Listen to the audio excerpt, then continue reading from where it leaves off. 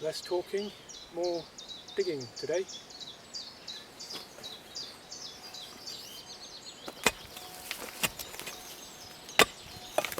I should say this tool is perfect for this job, a mattock. It has a bit of a blade for digging. It's also really good for levering large stones. Any large stones you can get and lift out, so perfect tool for this work.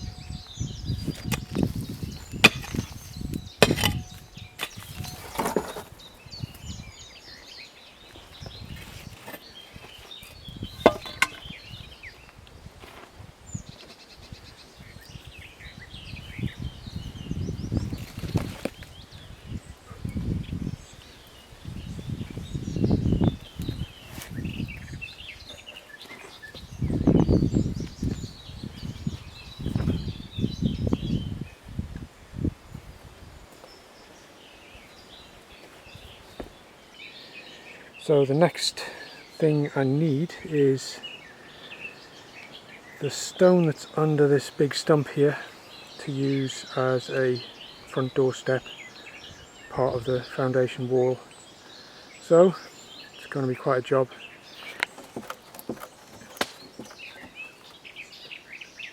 First crack. After doing this for a few more minutes, the stone worked loose and dropped, but unfortunately the camera card was full by then. So that's that big slab in its final position, being the first step from the back of the deck up towards the roundhouse. And if we go in a bit, you can see I've started to lay some of the other slabs I've found as I've gone, and I'm now planning to make the whole thing on the same level as this approach path, which means digging down in the centre area where the roundhouse will sit. I've probably had to go down about a metre and a half maybe. As you can see from where the wheelbarrow is, that's the original ground level, and I've started to dig into the side here. There's the big stump, and a little bit into this bank on this side, and finding some really nice big slabs which I'm going to use to make a stone floor for the whole of the roundhouse. So today's job is getting that out, just to give myself enough working room to start and get to where I need to go into that side bank.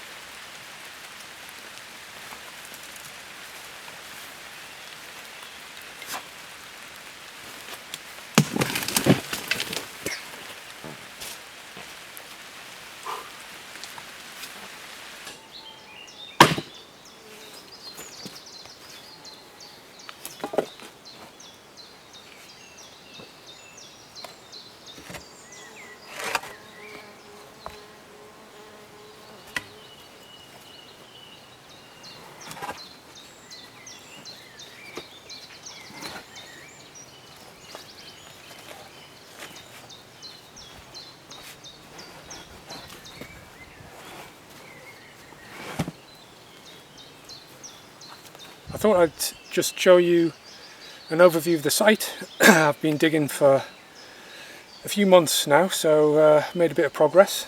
So I'll just swing the camera around. There's the back of the deck, and the step up, which has the big stump sat on it at the moment. I'm dragging that out today, and if we just move in, there's the approach path covered in some of the stones I'll be using in other places at the moment. And here's where I've been digging.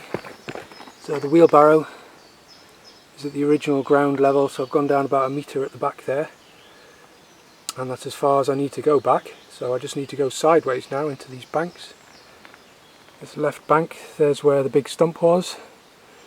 I just need to come down vertically from there. A few more wheelbarrows to go, but bulk of it's done. And on this side, come down from where I've dug that stump out there, come down vertically, and that'll give me the footprint that I need. Found some nice big slabs. There's all the ones up at the back there, and the sycamore trunks seasoning nicely. So hard work's almost done, and I'm getting towards the interesting bit, which is brilliant.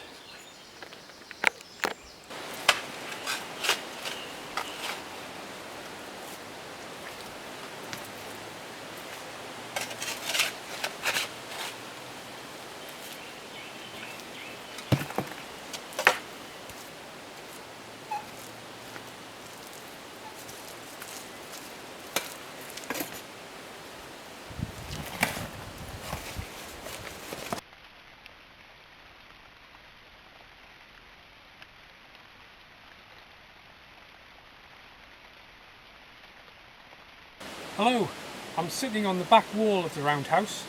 I've made a start by putting 3 slabs vertically. About 1/3 of each of these is underground, so they're quite stable. But today I'm going to try to move that big slab and bring it down and sit it on top of these 3 to make a big windowsill for the back wall. Can't get a rope underneath it at the moment, so I'm going to try and lift up one corner and then loop a rope around it, and that'll give me a really secure point to lift it from.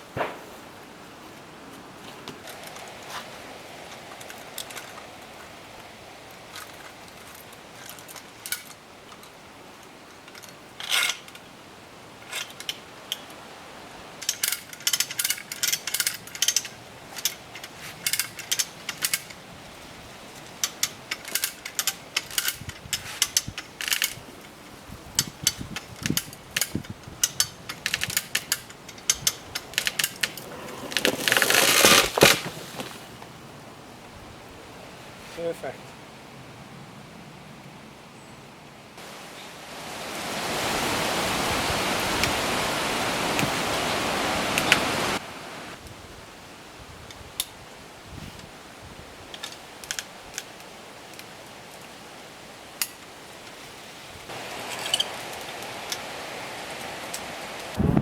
Hello. As you can probably see from the leaves now, it's well into autumn. It's actually November. Not a very nice day, but I'll just do a quick update.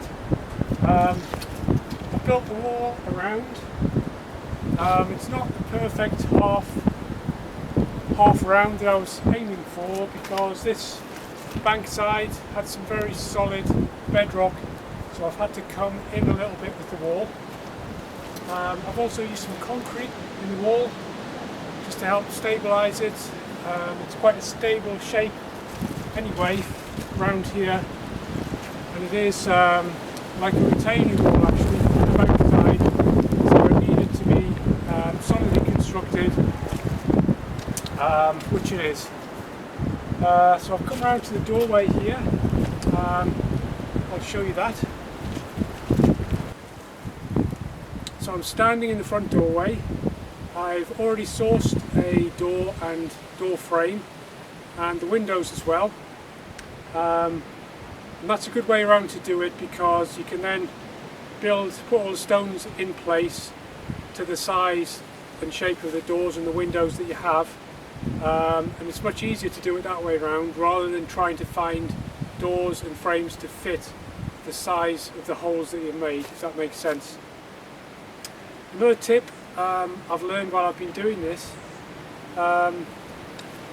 here and here are going to be window sills, so what I've done, I put aside the best stones, because there's a limited supply of stones around here, so I decided it would be a good idea to put aside the best ones to make the shape of this sill, and then build a wall underneath to match the thickness and the size of those stones.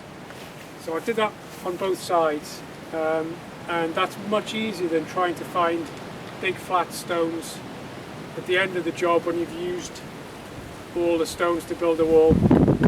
It's unlikely that you're going to be left with the right size big ones, which help stabilise the wall to fit on top. So let's have a look from the other side.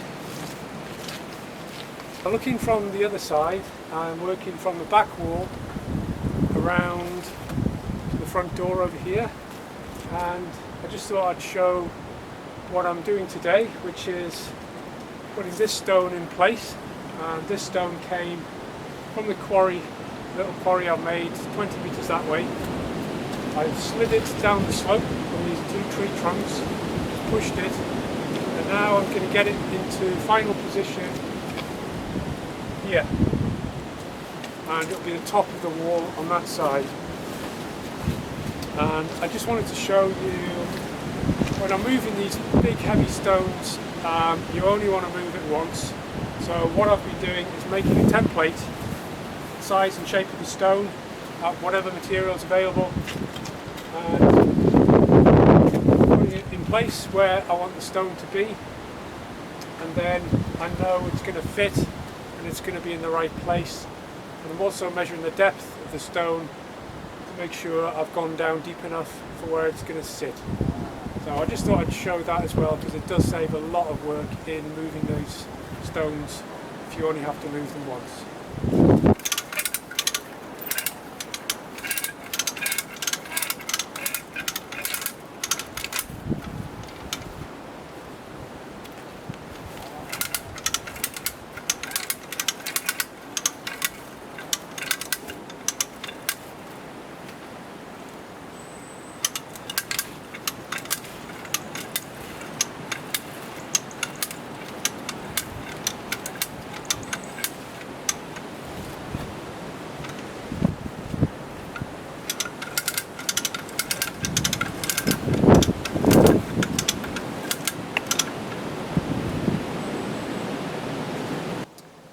Hello, it's January now, and I finally finished all the stonework and all the digging that I need to do.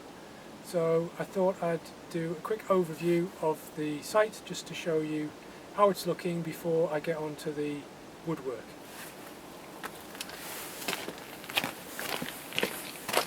So that was the last part of the wall that I did. Just carried on from the back around behind the spade there to the front door here, and it's all pretty much on the same level where the wooden frame is going to sit. And in front of the spade there, this part is the rocket stove. I have the barrel and the inner section to go with it there, and then the exhaust will go into this mass of clay and stone, which will be shaped to form a bench, and there'll be a flue pipe looped through that to heat it up with the exhaust from the rocket stove. And I've kind of been using all the clay that I've been digging out of the bank. I've just left it there to save moving it too far, because I'm going to need all of that in the stove, in the bench rather. So yeah, finally it's getting towards the interesting part. I'll just show you. That's the left hand bank where there was masses of tree stumps growing out of there, and coming around the back there's the right hand side. There was one tree stump there, and crazy paving floor. So yeah, pleased with that. It's taken about 10 months to get to this stage, but as I say, onto the interesting bit, and hopefully in another 10 months it'll be ready to spend the night in. That's all for this video, and I'll see you in the next one.